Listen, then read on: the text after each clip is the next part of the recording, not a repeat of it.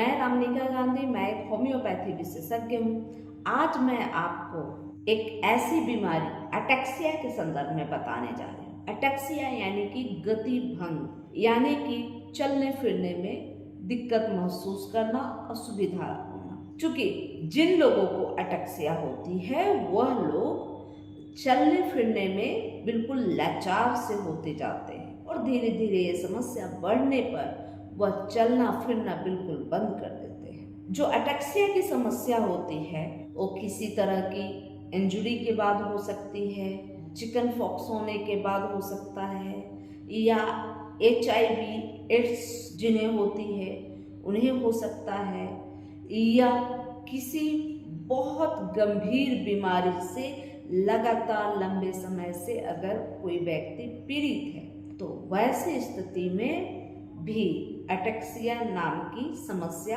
उत्पन्न हो सकती है। और कभी कभी ऑटो इम्यून डिजीज के वजह से भी ये समस्या देखने को मिलता है। एटेक्सिया 3 प्रकार की होती है। सेरिबेलम एटेक्सिया, जो हमारे मस्तिष्क में सेरिबेलम होते हैं, वह जो शरीर व व्यक्ति के जो संकेत हैं उसको समझने, कोऑर्डिनेशन होने में बहुत दिक्कत होती है।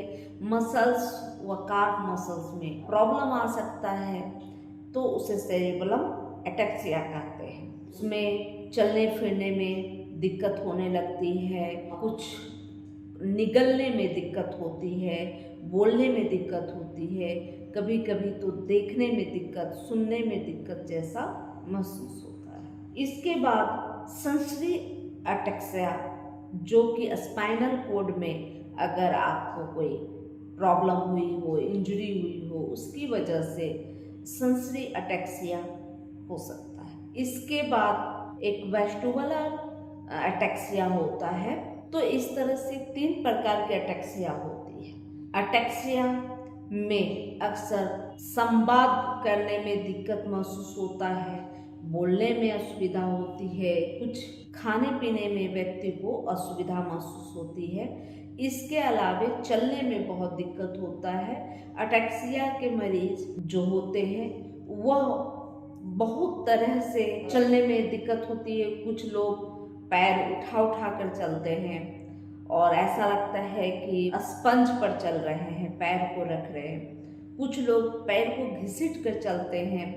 और एटेक्सिया में जब भी व्यक्ति बैठे होता है तो जब खड़ा होने लगता है तो लड़खड़ा जाता है, अनबैलेंस हो जाता है। या वैसे व्यक्ति आंख मूंद कर थोड़ी देर खड़ा नहीं हो सकता, वो एक साइड में झुकने लगता है। तो अगर ऐसी कंडीशन हो गई है तो आप इस एटेक्सिया को होम्योपैथिक दवाइयों के माध्यम से ठीक कर सकते हैं। एटेक्सिया होने के दरमियान भूख की भी कमी हो जाती है, चक्कर भी बहुत ज़्यादा आने लगते हैं। तो यह सब समस्या धीरे धीरे व्यक्ति को बिल्कुल लाचार और अस्वस्थ करते जाता है। इसकी सबसे पहली दवा, अगर अचानक से अगर आपको एटेक्सिया हुई है तो आप सबसे पहले बेलाडोना व एकोनाइट का प्रयोग करें। अगर यह एटेक्सिया नहीं है, चूंकि आप सब जानते हैं कि बेलाडोना व एकोनाइट दोनों एक्यूट कंडीशन के लिए बहुत अच्छी दवा है, तथा अचानक शरीर में कोई विपदा आती है तो एकोनाइट सर्वप्रथम याद करनी चाहिए।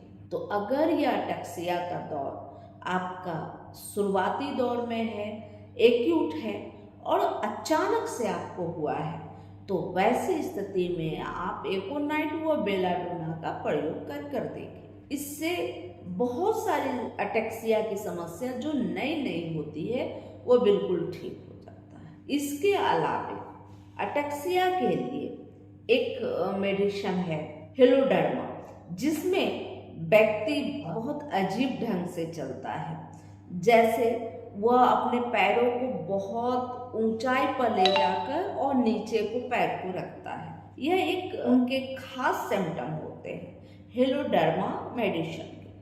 तो ऐसी अगर कंडीशन है कि व्यक्ति बहुत हाइट में पैर को ले जाकर नीचे रखता हो और नीचे उन्हें ऐसा महसूस होता हो कि गद्दा पर पैर रख रहे हैं, गद्दे लगे हुए हैं, तो इस कंडीशन में हेलोडर्मा देने से बहुत अच्छा कार्य करता है और व्यक्ति जल्द ही स्वस्थ हो जाता है। एक कंडीशन होती है कि व्यक्ति को अटेक्सिया का शिकार होना पड़ा और वह बहुत दिनों से चला रहा है। धीरे धीरे शरीर बिल्कुल अस्वस्थ होने लगा, उनके जो जांग में ताकत बिल्कुल नहीं रह रहा है, उनके कार्फ मसल्स जो होते हैं वो हार्ड हो गए हैं और जांघों के जो मसल्स हैं वो सूखने लगे हैं। व्यक्ति अपने पैर को घिसट कर चल रहा हो। तो अगर यह स्थिति है और यह बहुत गंभीरता वाली स्थिति में चले गए हैं अटेक्सिया को लेकर,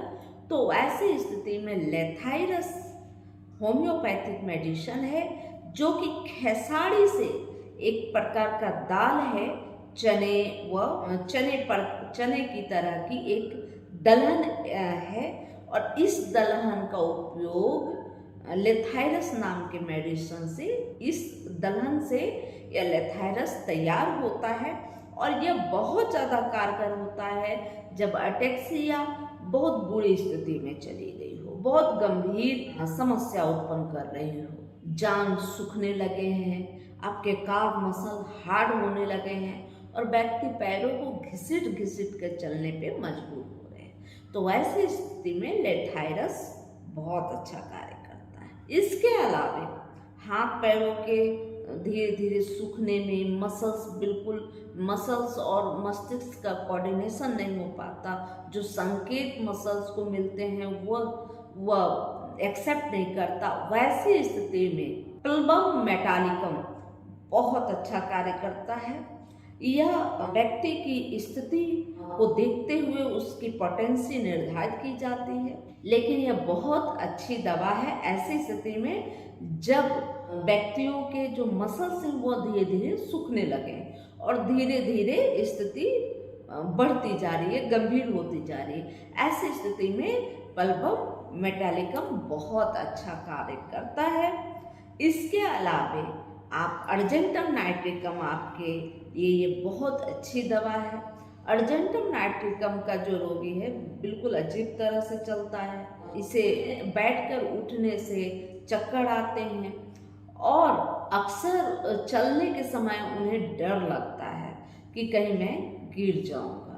तो अगर यह स्थिति है तो ऐसी स्थिति के लिए अर्जेंटम नाइट्रिकम बहुत अच्छा कार्य करता है ऐसे अटेक्सिया में, जिसमें बार बार व्यक्ति को चलते हुए डर लगता है कि अब मैं गिर पड़ूंगा, अब कहीं मैं गिर जाऊं तो क्या होगा, मैं गिर पड़ूंगा, मतलब इस तरह के दिमाग में बहुत सारे विचार भी आने लगते हैं। तो वैसी स्थिति के लिए अर्जेंटम नाइट्रिकम बहुत अच्छा दवा है।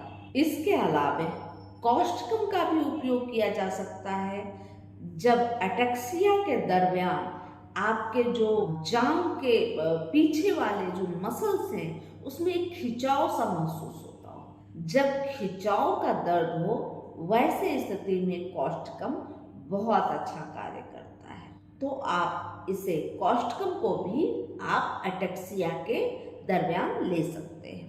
इसके अलावा जेल्सियम भी बहुत अच्छा दवा है।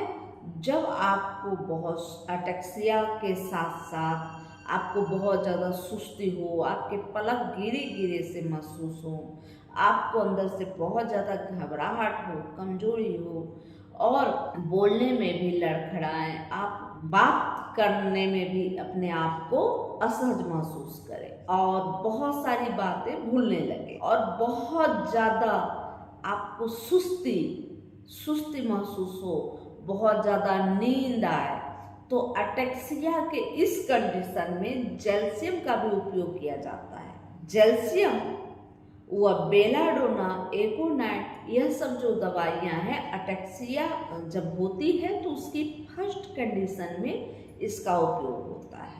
लेकिन लेथाइरस जो होता है वो जब अंतिम स्थिति आ जाती है, जब अटेक्सिया बहुत बुरी स्थिति से आपके शरीर पर अटैक कर चुका होता है, वैसे स्थिति में लेथाइरस बहुत अच्छा कार्य करता है। साथ में अर्जेंटम नाइट्रिकम भी बहुत अच्छी दवा है अटेक्सिया के लिए। और कुछ बच्चों को या कुछ व्यक्ति को जिनके मस्तिष्क में बहुत ज़्यादा फ्लूइड हो जाए और उसकी वजह से अटेक्सिया का शिकार हो, तो वैसी स्थिति में हेलिबोरस का भी उपयोग किया जाता है।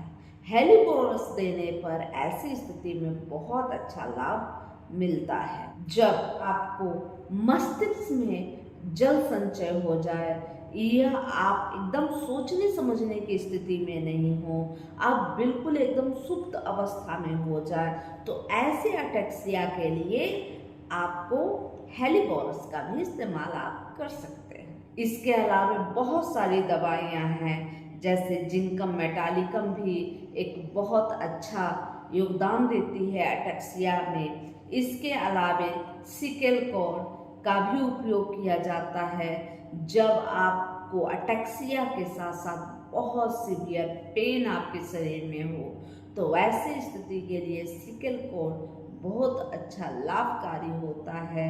इसके अलावे आप अटेक्सिया में एलुमिना का भी उपयोग कर सकते हैं। जब आपके मसल सूखने लगे हैं, आपके आँखों के आगे पूरा कालापन जैसा दिखता हो, तो वैसी स्थिति में अटेक्सिया के समस्या को दूर करने के लिए एलुमिना का भी उपयोग कर सकते हैं। जब आपको भूख बिल्कुल समाप्त होने लगी हो, आपके जो स्टूल पास करने जाते हो तो नर्म स्टूल को भी निकालना पड़ता हो, बहुत ज़्यादा कष्ट होता हो, निकलता नहीं हो आसानी से, तो वैसी स्थिति में एलुमिना भी बहुत अच्छा कार्य करता है आपके इस तरह के अटेक्सिया पर। यह जानकारी अच्छी लगी तो लाइक करें, सब्सक्राइब जरूर करें, बेल आइकन जरूर दबाएं और कमेंट करें कि